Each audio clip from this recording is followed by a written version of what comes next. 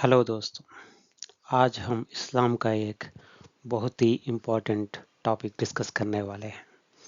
वो है कि इस्लाम में मर्द को क्यों सोना और सिल्क मना किया गया है।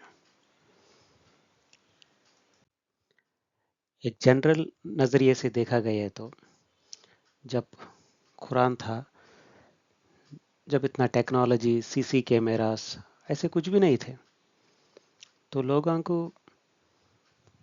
क्या काम था कि एक गांव से दूसरा गांव जाना, वहाँ से कुछ बिजनेस करना, नहीं तो गाय बकरियों को चराना, ऐसे ही थे। और लोग भी कम थे।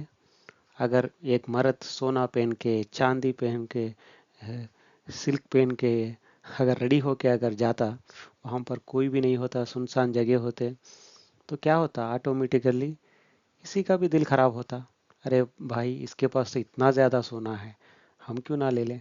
बस उसको कत्ल कर सकते हैं, मार सकते हैं, पीट सकते हैं, चुरा भी सकते हैं, कितना प्रॉब्लम हो जाता।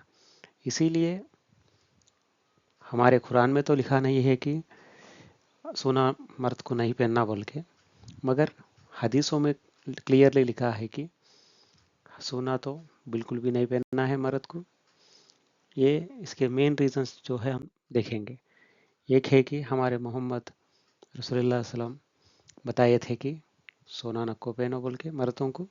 और दूसरी बात यह है कि अगर एक मर्द ही पूरा सोना चांदी जेवरात पहन के रेडी होता रहे तो घर का देखभाल कौन करेगा। बीबी का, बच्चों का, माँ बाप का, भाई बहनों का रिस्पॉन्सिबिलिटीज़ कहाँ आएंगे, क्योंकि यही आईने के सामने बैठा और रेडी हुआ, जाया, कमाया और खुद रेडी होने के लिए खर्चा कर रहा है, तो फैमिली डिस्टर्ब तो हो जाएगी ना। तो इसीलिए मेन रीज़न है कि मर्दों को मर्द की तरह रहना है, ऐसे नहीं है कि औरत की तरह तैयार होना है बोल के। ये मेन रीजंस है। कुरान में तो इसकी बात तो कहीं पर नहीं है, लेकिन हदीसों में लिखा गया है,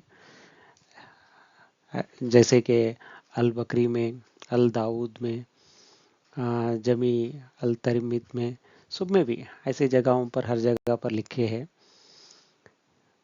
मैं समझ सकता हूँ कि आपको तो कुछ आइडिया आया होगा कि क्यों सोने को मर्दों के लिए मना किया गया है और किस में है। कुछ लोग सोचते हैं कि कुरान में ही है, पूरा लिख के है बोल के। सब कुछ कुरान में नहीं होता है। कुरान में एक लॉ बुक है, उसमें जितना रहना चाहिए वो तो है, और जो उसके एक्सटेंशंस है उसमें क्लैरिटी के लिए दूसरे जगह पर क्लियरली बताया गया है। इसीलिए हम लोगों को दो भी फॉलो करना है, कुरान भी फॉलो करना है, हदीस भी फॉलो करना है। ओके, लेकिन ऐसे नहीं है कि पूरे हदीसा बोल के तो मैं नहीं बोल रहा हूँ। जो हदीसा मोहम्मद रसूलुल्लाह सल्लम बोले वो तो ज़रूर फॉलो करना है। शुक्रिया। अल्लाह हाफिज़।